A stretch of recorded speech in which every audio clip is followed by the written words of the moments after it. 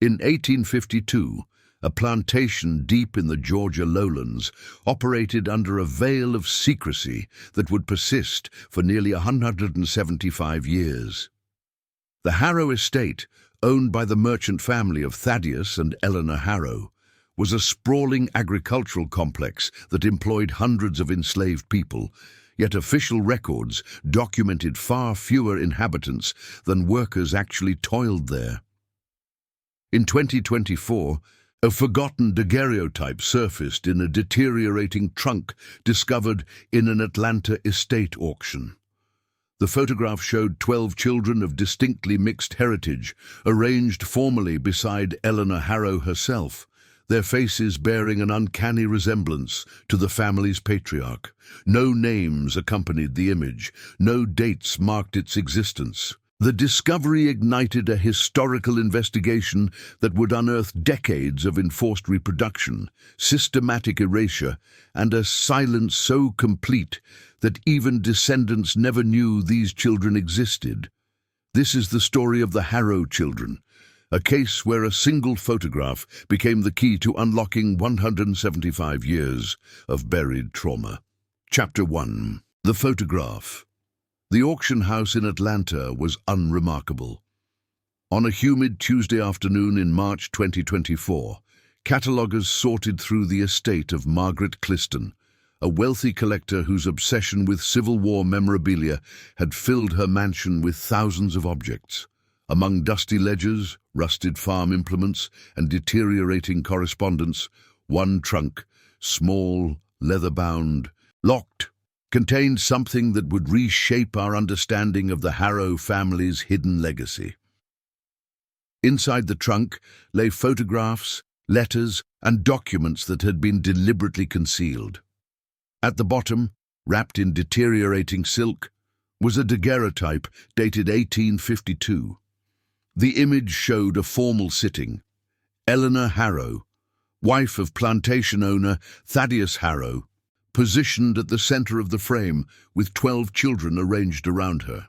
The children appeared to range from 5 to 18 years old. Their skin tones varied, some lighter, some darker, but their facial features echoed unmistakably in Eleanor's lineage. The children wore clean clothing, better than what enslaved children typically possessed. Their expressions were composed, almost rehearsed, as though they understood the gravity of the moment. No names were written on the daguerreotype, no inscription marked their identities, only the date, 1852. The photograph was immediately flagged by the auctioneer's historian, Dr. Patricia Valdez, who recognized something profoundly disturbing in the composition. She contacted the University of Georgia's Department of Historical Research, initiating an investigation that would take 4 years to piece together.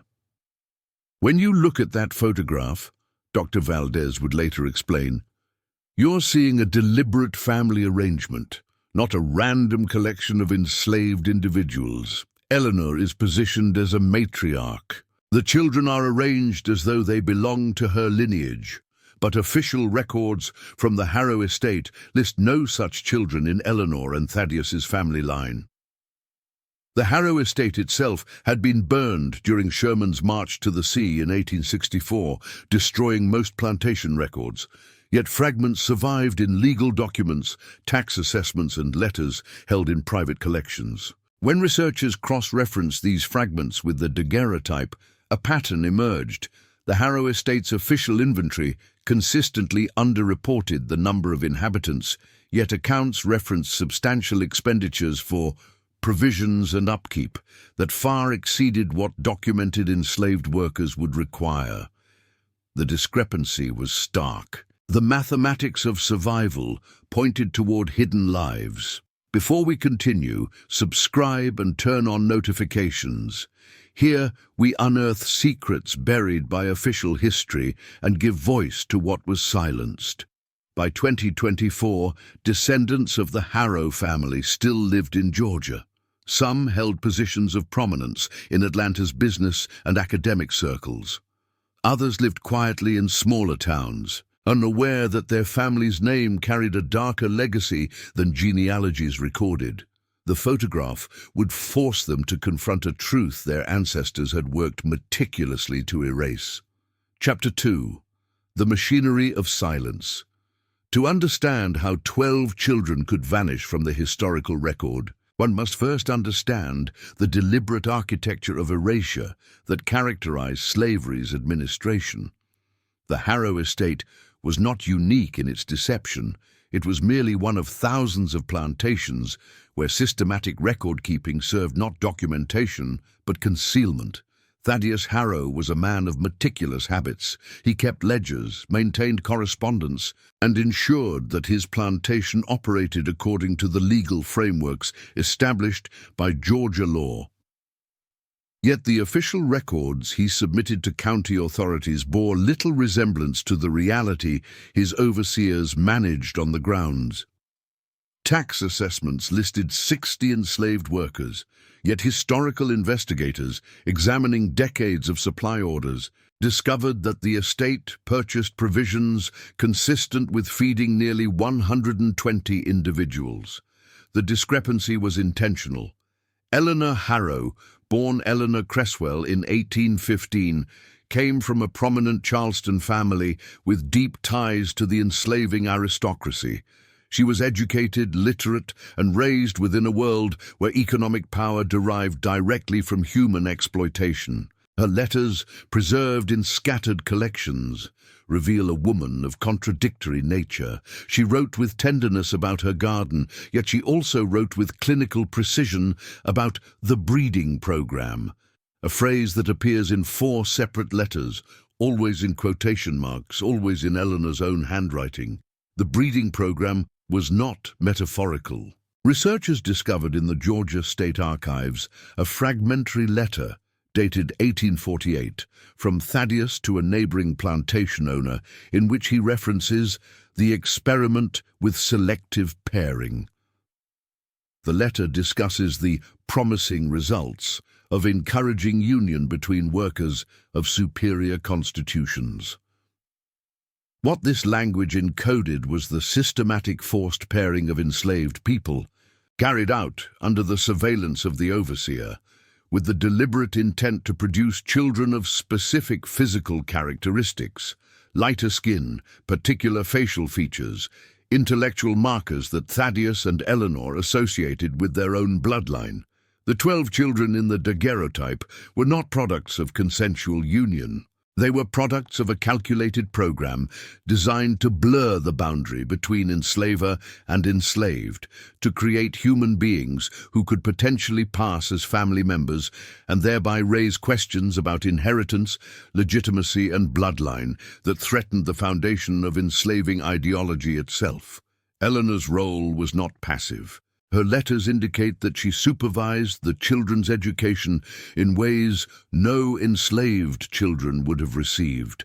She taught them to read, to write, to conduct themselves according to the comportment of genteel society. She dressed them in her own family's hand-me-downs. She positioned herself in the daguerreotype beside them, a deliberate act of acknowledgement, perhaps even affection, yet also an act of stunning cruelty. She was acknowledging kinship while simultaneously ensuring that these children had no legal claim to family, inheritance, or freedom. The machinery that kept this system silent operated through multiple channels, legal frameworks that classified children born to enslaved mothers as property, community complicity that ensured neighbors said nothing, institutional neglect that rendered certain categories of human being invisible to census takers and record keepers. And finally, the deliberate destruction of evidence once slavery's collapse became inevitable. When General Sherman's armies approached in 1864, the Harrow family did not flee with their children. They fled alone, leaving behind the evidence of their crimes to be consumed by flames. Chapter 3. The Children's Absence. In 1850, the U.S. Census recorded the Harrow estate as home to 63 enslaved individuals. No children were listed by name, In 1860, the decade before emancipation, the census recorded 68 enslaved people.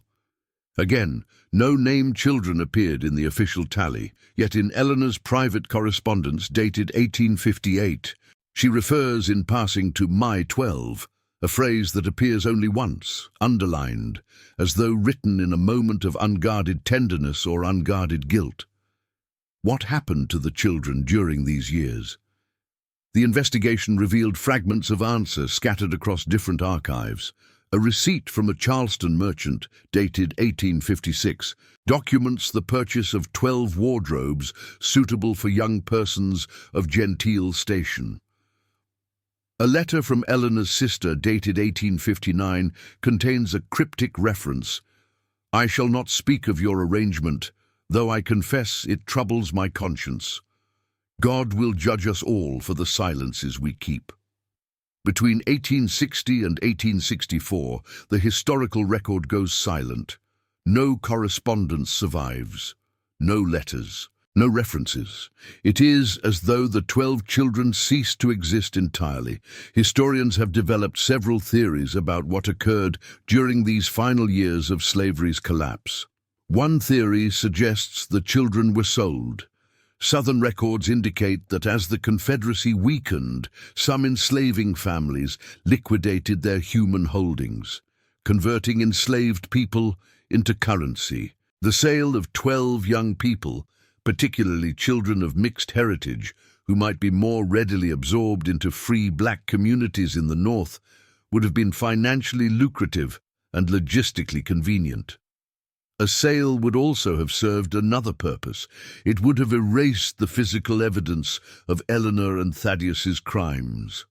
Another theory, supported by fragmentary testimony collected by the Freedmen's Bureau after emancipation, suggests the children were hidden. Testimonies from formerly enslaved people who worked on neighboring estates reference the Harrow children as kept separate, not permitted to work the fields, and gone by the time the war ended. One testimony, recorded in 1866, states, "Eleanor Harrow's children, we called them that though we knew they weren't born to her, they vanished. Some say she sent them north. Some say they were sold. Some say they never left the plantation at all." A third theory, more disturbing, points toward the possibility that the children were killed. No bodies have ever been discovered. No graves have been definitively identified. Yet the complete absence of any post-1860 documentation, combined with the destruction of the plantation itself, leaves this possibility unresolved. Now, I invite you to leave in the comments where you're watching from and the exact time you're listening to this story. I want to know how far these silenced accounts reach. The Harrow family's silence was not accidental. It was constructed. It was maintained. It was deliberate, and it persisted for 172 years, until a forgotten trunk, a family sale, and a photograph emerged to shatter it. Chapter 4. The Investigation Deepens. By 2025, Dr. Patricia Valdez had assembled a research team to pursue what became known as the Harrow Documentation Project.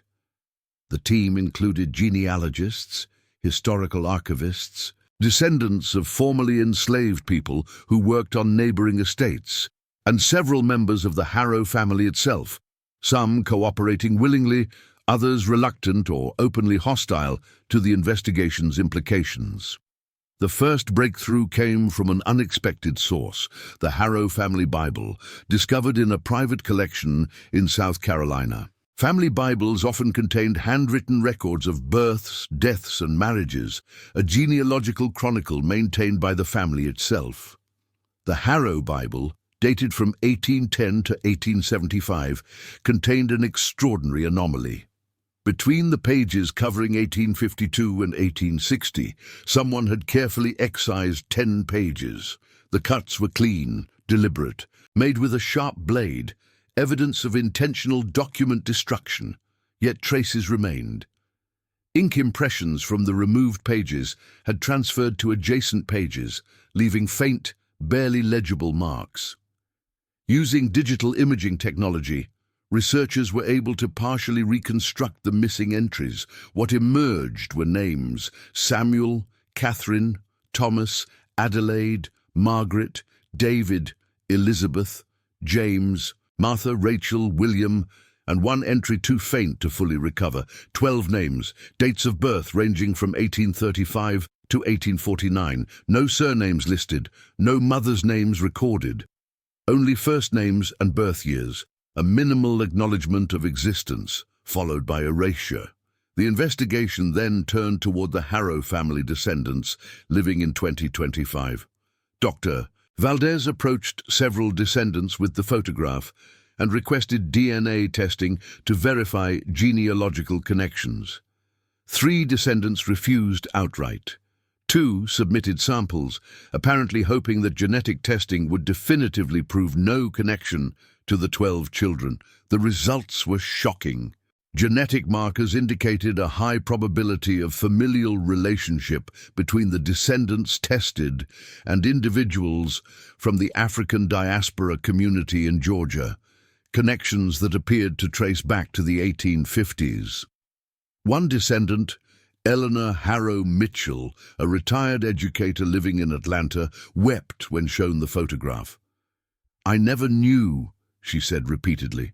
"My family never spoke about this. My grandmother, Thaddeus's great-great-granddaughter, she kept a locked diary that we found after she died. It contained only one entry, repeated 17 times. God forgive what we have done. God forgive what we have done." Eleanor Mitchell subsequently became an advocate for the Harrow Documentation Project, working to push her family toward full acknowledgement and reparative transparency. Yet not all descendants responded with contrition. Several members of the broader Harrow family publicly disputed the investigation's findings, characterizing them as speculation, revisionism, and an attempt to damage a family's legacy. One descendant, a prominent Atlanta attorney, issued a statement suggesting that the photograph might have been fabricated, or that the children depicted could have been unrelated individuals arranged artificially for the sitting. This defensive posture, though legally defensible, only deepened public scrutiny and media attention surrounding the case. The investigation uncovered another crucial piece of evidence in 2025, a letter addressed to a law firm in Savannah, dated April 1864, written by Thaddeus Harrow himself. In this letter, Harrow requested that the firm arrange the transfer of certain family matters to Northern Associates, an apparent attempt to relocate documents and potentially people before Sherman's arrival. The letter contained a single line that researchers now consider confessional. Certain arrangements made in prior years must be rendered invisible before the Union arrives. I trust your discretion in this urgent matter. What had Harrow arranged? Who had he transferred? To whom? Chapter 5. The Dispersal.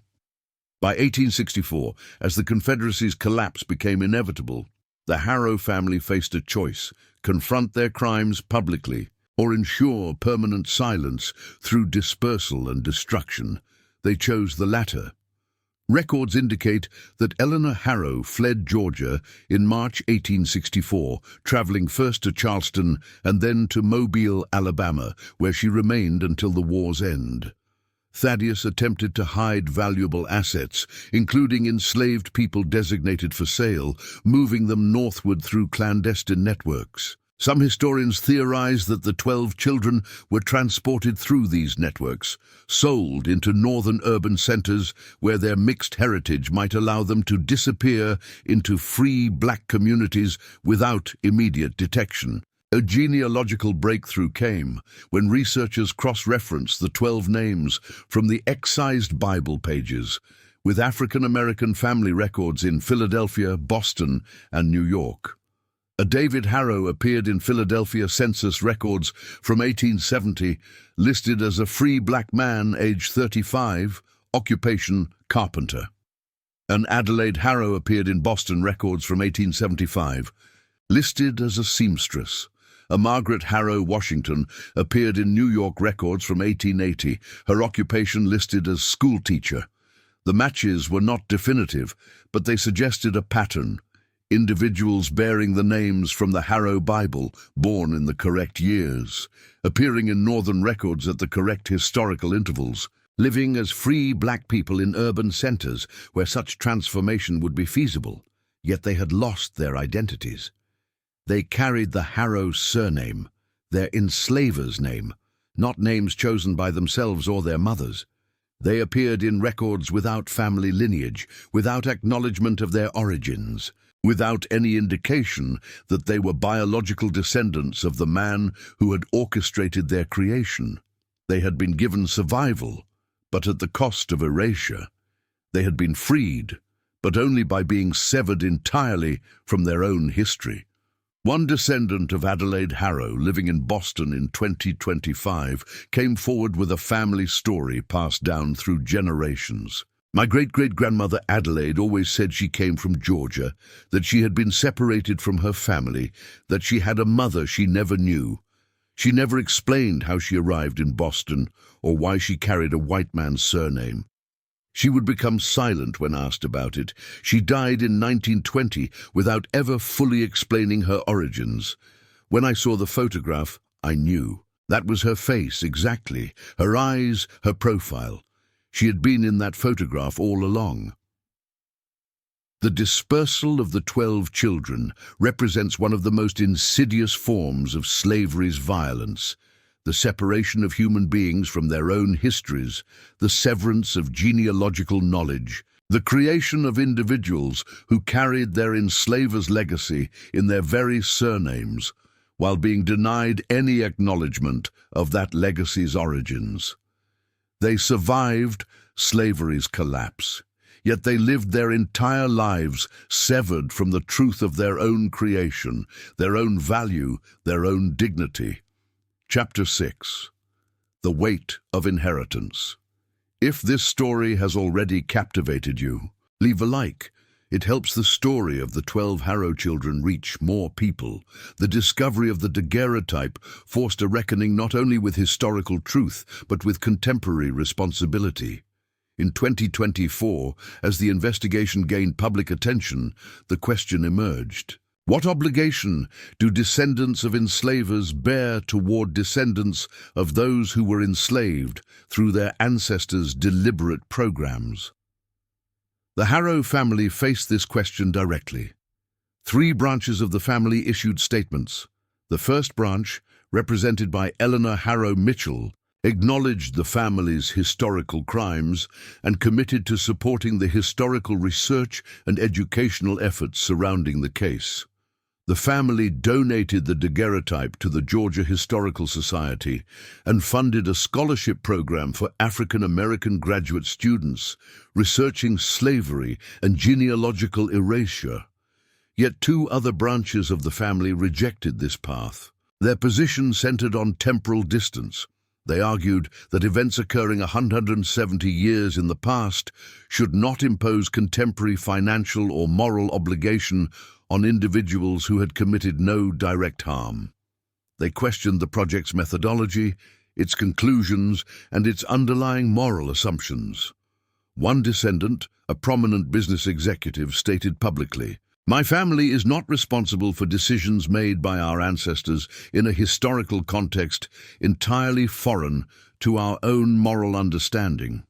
To impose contemporary guilt on contemporary individuals is fundamentally unjust." This resistance itself became historically significant. It demonstrated how contemporary society continues the same machinery of silence that the Harrow family employed in 1864, the refusal to acknowledge complicity, the dismissal of inconvenient historical truths, the insistence on moral distance from historical crimes. The resistance revealed that the process of erasure does not end with slavery's formal abolition. It persists in descendant denial, in archival silence, in the institutional neglect that allows historical crimes to remain obscured. Yet the investigation also revealed something more hopeful. Descendants of the 12 Harrow children living in 2025 began to reclaim their identities. A group of genealogists and historians working with African American family research organizations began tracing the descendants of Adelaide, David, Margaret, and the others through DNA analysis and genealogical reconstruction. Some descendants were located, some were interviewed. Many wept when shown the photograph for the first time, recognizing their own faces reflected across 175 years. One descendant, James Washington, descended from Adelaide Harrow, said, "For my entire life, I carried a name I didn't understand. I was told my family came from Georgia, but no details were given. When I saw that photograph, I saw myself in Adelaide's face. I saw what my ancestors suffered. I saw the theft of our names, our families, our histories, but I also saw survival. She lived. She escaped. She built a life in Boston. She passed on to me. That is the story I want to tell." Chapter 7. The Ossuary. In the summer of 2024, as the Harrow Documentation Project gained momentum, an unexpected discovery emerged from the ground itself. A construction crew working on restoration of the Harrow Estate's ruins, now a state historical site, discovered human remains in an unmarked grave near the plantation's eastern boundary. Initial examination suggested the remains belonged to at least 3 individuals. Forensic anthropologists were called. The bones showed signs consistent with 19th-century burial practices and exhibited trauma markers suggesting physical punishment and possible disease. Carbon dating placed the remains between 1850 and 1870. DNA analysis proved inconclusive due to degradation, but isotopic analysis of bone chemistry indicated that these individuals had consumed a diet consistent with enslaved plantation laborers, corn-based foods with minimal protein sources. What made this discovery historically extraordinary was its location. The gravesite was separate from the plantation's known enslaved burial ground. It had been deliberately concealed. The bones showed evidence of deliberate interment in a location designed to be forgotten, a location that would have been masked by natural overgrowth and the chaos of Sherman's destruction. Forensic anthropologists proposed a theory. These remains might represent individuals who had been killed. The trauma markers suggested violent death or severe punishment, ending in death. The deliberate concealment suggested an attempt to hide evidence of a crime, yet definitive cause of death could not be established. Time and soil chemistry had obscured too much evidence. The discovery reignited debate about the 12 children. Had some of them never left the plantation? Had they been killed to prevent them from becoming living testimony to the Harrow family's crimes? The investigation had uncovered 2 contradictory possibilities. Some children had likely been sold or dispersed to northern cities, living their lives as free black people under assumed identities. Yet others might have been killed and buried in unmarked graves, designed to render them invisible even in death. The Harrow Estate's ossuary remains partially excavated and largely unresolved. Investigators have identified 3 complete skeletons and fragmentary remains of at least 2 additional individuals. Without definitive DNA matches or clear cause of death, these remains cannot be conclusively attributed to specific individuals. They represent instead a broader historical truth. Systematic erasure did not end with slavery's formal abolition. It extended into the grave itself. Even death did not guarantee acknowledgement, naming, or remembrance. Chapter 8. The Reckoning.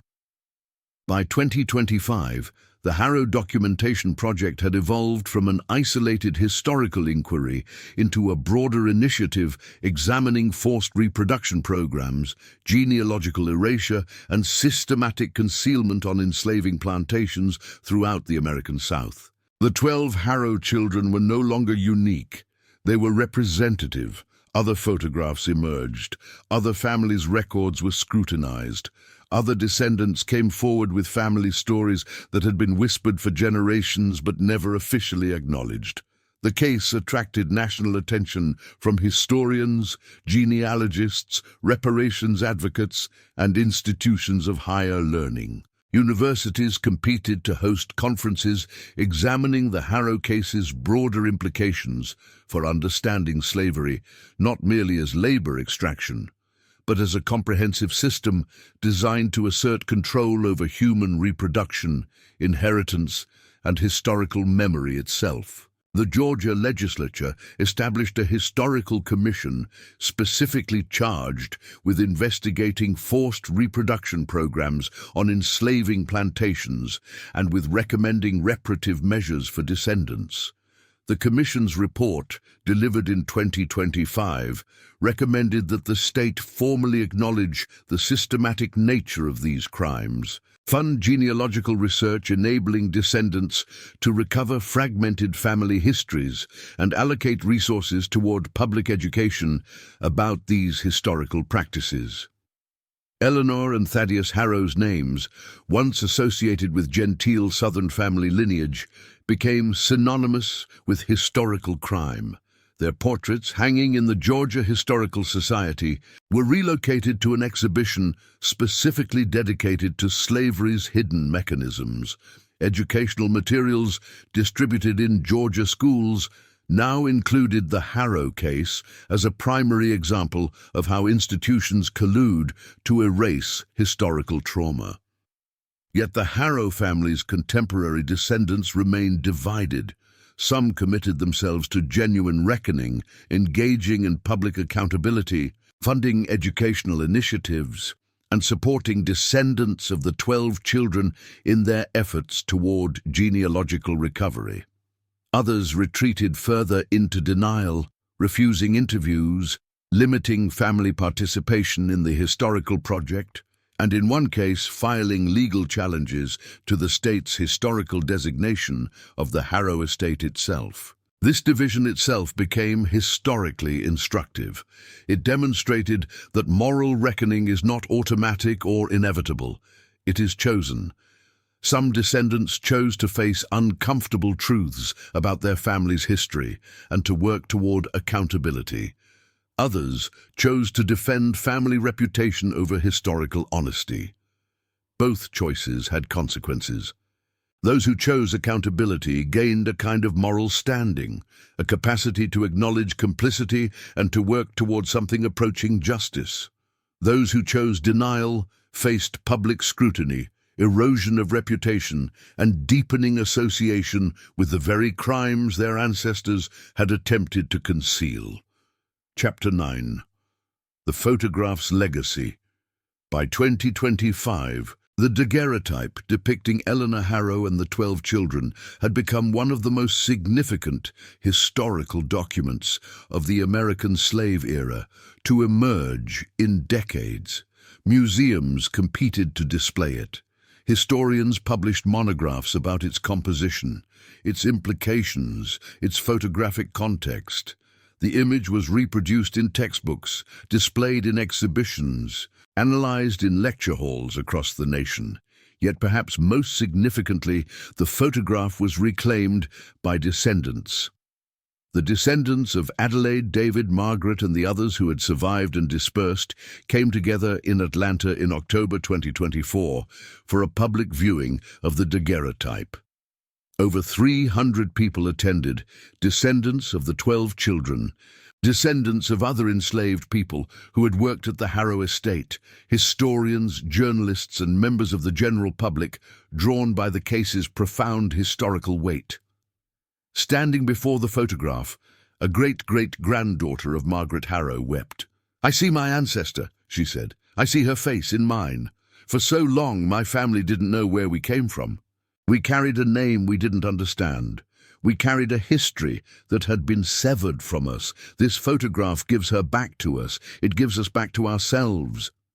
The photograph, which was designed to obscure, to present the 12 children as merely objects in Eleanor's sphere, rather than as human beings with names, families, and futures, became instead an instrument of revelation. It exposed what the Harrow family had sought to conceal. It returned names to those who had been rendered nameless. It gave faces to those history had attempted to erase.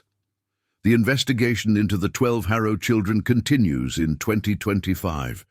Genealogists are still tracing descendants, still recovering fragmented family histories, still attempting to construct coherent narratives from dispersed records and oral traditions. The ossuary at the Harrow estate remains partially excavated. The question of whether all 12 children dispersed to northern freedom or whether some died at the plantation persists unresolved, yet the silence has been broken. The machinery of erasure, so meticulously maintained for 175 years, has finally failed.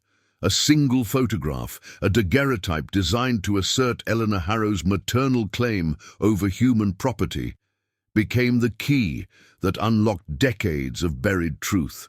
The photograph, meant to obscure, revealed. It gave face to the faceless. It gave name to those who had been rendered nameless. It restored to history 12 lives that the powerful had attempted to render invisible. This is the legacy of the 12 Harrow children. They remind us that erasure is never absolute, that truth, however long suppressed, possesses the capacity to emerge, that descendants, however distant from historical crime, bear some responsibility for how they engage with that crime's legacy, and that a single image, a moment captured in daguerreotype, can pierce through 175 years of deliberate silence and restore to history what power had sought to destroy. Subscribe to the channel to discover more forbidden and forgotten stories. Thank you for following the case of the 12 Harrow children. We'll see you in the next video.